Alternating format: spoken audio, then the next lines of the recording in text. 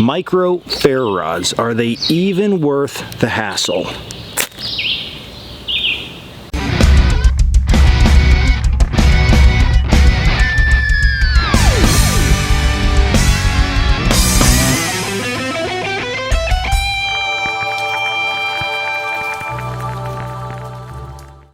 What's up guys, Dan here, Coalcracker Bushcraft. So today we're going to be talking about something that some people love, some people hate, some people think it's a gimmick, some people would never leave home without it, and that is smaller type equipment, specifically those little micro ferro rods you see all the time in survival kits. Are they really worth using, carrying?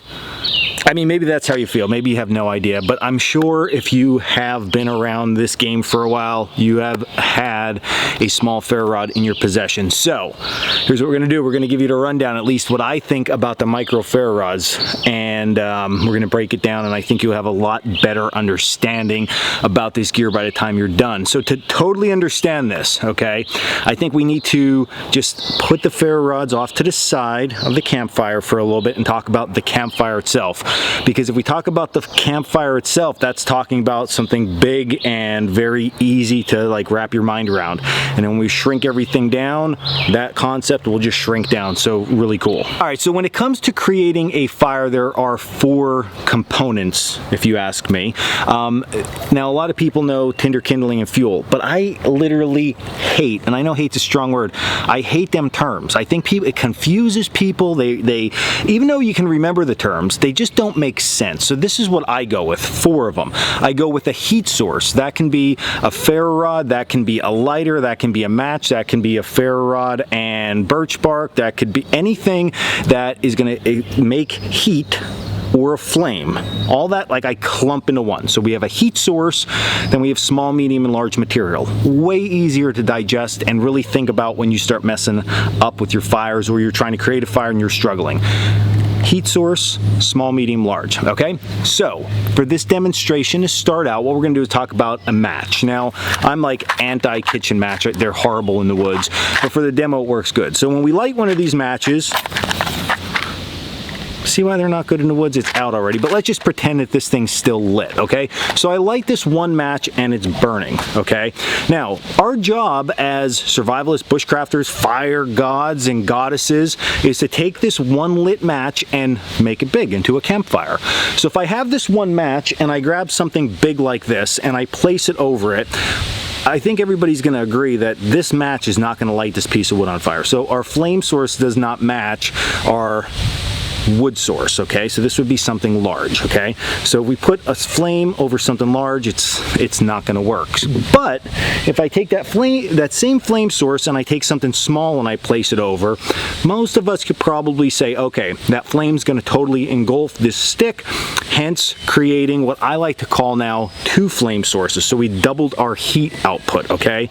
So now we have 2 flame sources. Now let's just pretend I grab another small stick and I heat this. Now I have 2. I can now make that 3, and if I split this down a little bit more, right, I can now take 3 small sticks and I can light them with my 3 flame sources. Now we have 6, and it just keeps growing and growing. But at some point we need to get bigger wood. So maybe 6 flame sources, okay, can light something like this, okay? So I put this over and them 6 flame sources engulf this and catch it going.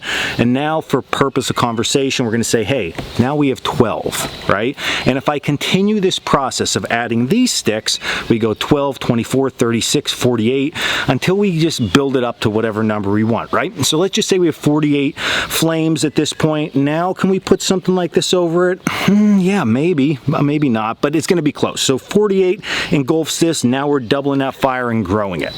Now, let's pull those ferro rods back into the mix. We have big ferro rods such as this one, which is a 1/2 inch diameter by 6 inches long. We have medium ferro rods, which are like 4 inches by 1/4 inch in diameter. And then we have all kind of small micro rods, which vary. This one's a little bit less than 1 inch. So why all the different different rods? Well, it's the same as that campfire concept we just talked about. So let's start with the big rod. This is what I always tell people they should primarily carry when they're traveling in the outdoors. 6 inches by 1/2 inch. Now, the diameter itself, the 1/2 inch, okay, you just get a longer lifespan out of it. So it could be a little bit thinner if you want, a little bit thicker if you want, but 1/2 inch seems to be like that little sweet spot, okay? But here's why 6 inches that I prefer to start, and we will work our way in the other direction here in a second. If you look at my well-used Ferro rod, okay, I do have some tape on it, but I still have to grip this Ferro rod somehow. So when I grip this Ferro rod, I'm literally losing about 2 inches of rod length, okay? So that cuts down my usable length to about 4. So when I strike this, okay, I'm getting 4 inches of material removed off of my rod, hence creating a hot ball of molten metal, okay? So those hot sparks, they're gonna burn, there's more material removed, so I have more, hence match power, okay? So that match power, when it comes off of this, can light bigger, thicker material. Now, if we drop down a little bit smaller, we go to a 4-inch rod, I'm still needing about 2 inches, maybe I could choke up a little bit, but at this point now, I'm starting to lose some grip on my rod. So at this point now, again, we're getting about 2 inches used for grip and about 2 inches of material removed. So those globs of metal that were generally coming off this rod have now been cut in half when you go a little bit smaller. Now let's go down to the micro rods. So the micro rods now, we have to change everything up because of course I can't grip this and have a really, really good grip.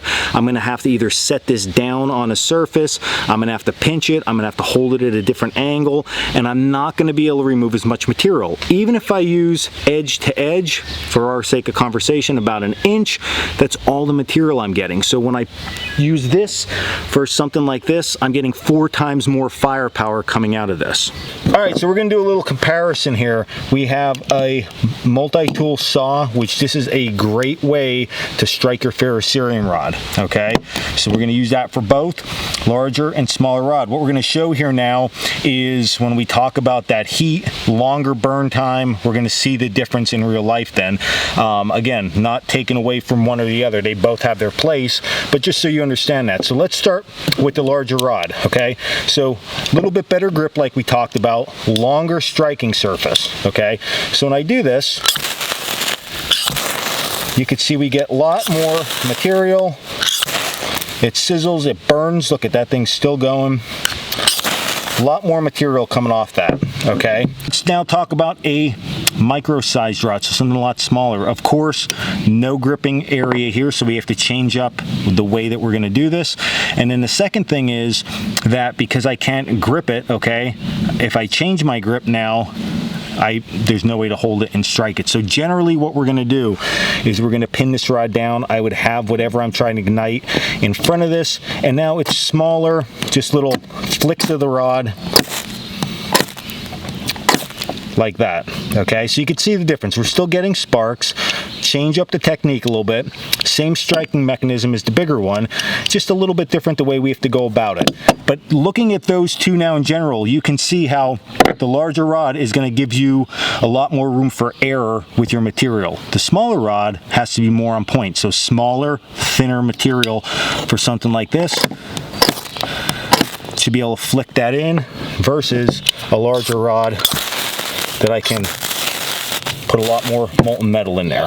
So when you think about micro ferro rods, here's what you need to think about. You need to think about our small, our medium, and our large material demonstration. And it's gonna go for this on just a little micro level.